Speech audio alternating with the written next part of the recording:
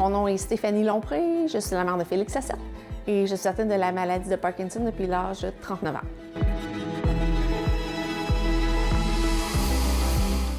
Je suis Félix Lassette, numéro 55 des cataractes de Shawinigan. C'est ma 4e année avec les cataractes, puis ma mère a été diagnostiquée avec le Parkinson depuis que j'ai 4 ans.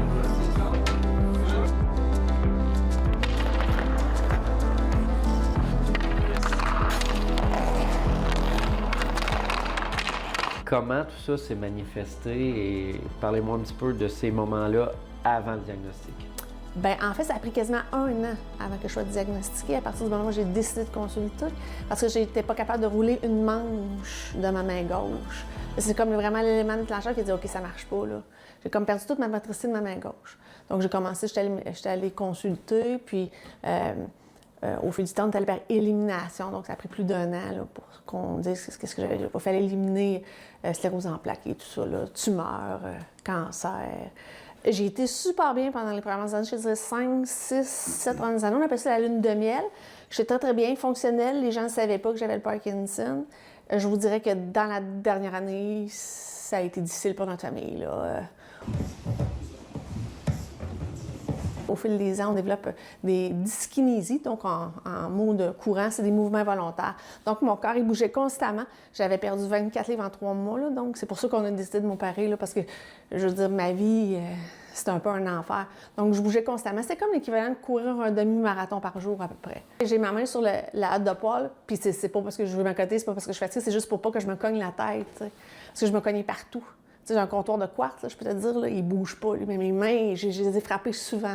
On dit que je danse, là, mais pas du tout, là. Félix, quand tu vois ta mère, qui j'imagine est une des personnes les plus précieuses au monde, dans cet état-là, comment on se sent? Tu sais, il y a des journées que je me disais, tu sais, juste à la voir aller de la veille, je me disais, tu sais, aujourd'hui, ça pourrait être moi. Ça pourrait être moi qui est malade juste pour aujourd'hui, donner un break, essayer qu'elle aille mieux. J'allais à l'aréna, il faut que je finisse à l'aréna, je traînais pas là, je me dépêchais à revenir pour dîner. Pour pas que j'avais faim. Parce que je savais qu'elle avait faim et que possiblement que j'avais besoin d'avoir à l'aider.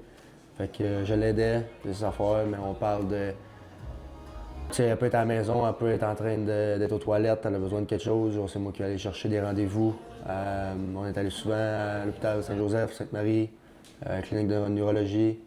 Je venais d'avoir mon permis, des allers-retours. Sortir de l'auto. L'aider à sortir de l'auto. Je veux dire, moi, je connais pas beaucoup des gars de 18 ans qui sèchent les cheveux de leur mère, puis qu'ils l'aident à s'habiller, à mettre ses bottes, à couper sa nourriture. Écoute, et j'en passe. T'sais, fait que, tu sais, les gens, ils savent pas ça. Donc, tu sais, moi, ils s'en allaient au hockey, puis tout était beau, puis c'est comme si rien n'était. C'est peut-être un 2 contre 1 avec Lassette et Liguissakos. Lassette est du côté de la droite. Ça avance, le tir, le but!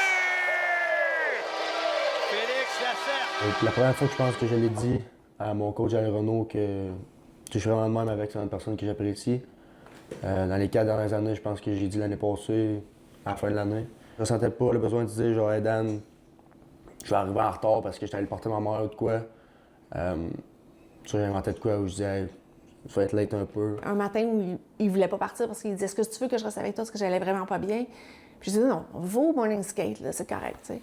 Puis le soir, ben, il a pogné un 10 dans la conduite parce qu'il a kické le casse d'un autre joueur, tu sais. Puis tout le monde bougonnait après dans les estrades. Puis moi, je savais que, dans le fond, le matin, c'était pas super. Puis il voulait pas me laisser partir, tu sais. Fait que, tu sais, je trouve que les gens sont difficiles. Des fois, ils savent pas ce qui se passe à la maison. Puis que, tu sais, ça, moi, c'est ça qui me blesse. C'était fait développer ses réseaux sociaux cette fois-là. Je comprends que c'était pas, tu sais, je le dis souvent, là, ça excuse pas le geste, mais je pense que ça l'explique. Les gens ne peuvent pas savoir qu'à la maison, mais c'est difficile pour lui, tu sais. C'est sûr qu'à 17 ans, t'as l'école, t'as un draft NHL, tu veux produire, tu veux gagner, tu veux aider ton équipe.